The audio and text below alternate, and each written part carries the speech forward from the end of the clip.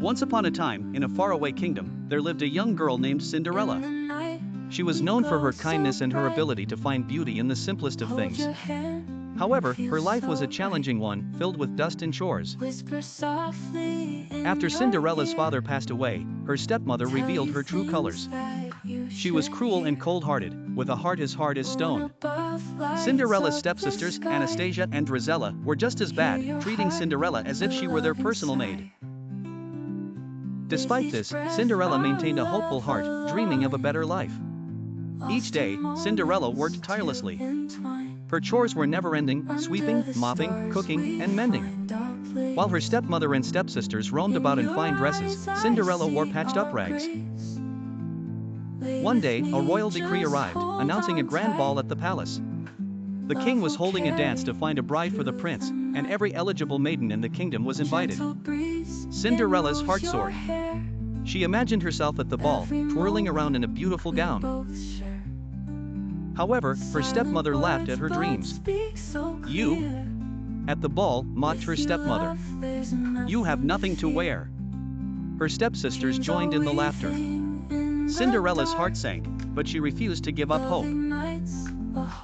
On the night of the ball, after helping her stepmother and stepsisters with their extravagant gowns and hair, Cinderella was left with nothing but her dreams. As tears welled up in her eyes, a gentle magical glow filled the room. It was her fairy godmother, a kind old woman with twinkling eyes. "Why are you crying, dear child?" she asked. Cinderella explained her wish. With a wave of her wand, the fairy godmother transformed a pumpkin into a grand coach and mice into elegant horses. With another flick, Cinderella's ragged dress turned into a glimmering gown, complete with glass slippers. "Remember, my dear," said the fairy godmother with a wink, "you must return before the clock strikes midnight, or the spell will break." Excitedly, Cinderella climbed into the carriage and headed to the palace. At the ball, Cinderella was the center of attention.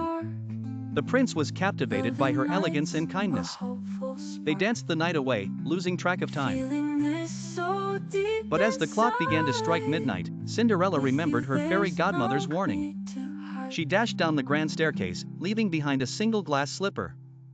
The prince chased after her, but she had vanished into the night. The next day, the kingdom was abuzz with the news: the prince would marry the girl whose foot fit the magical slipper. Couriers were sent throughout the kingdom, and eventually, they arrived at Cinderella's home. Her stepmother locked Cinderella away in a room, determined that one of her own daughters would fit the slipper. Anastasia's foot was too wide, and Drizella's was too long, but they attempted to squeeze into it all the same.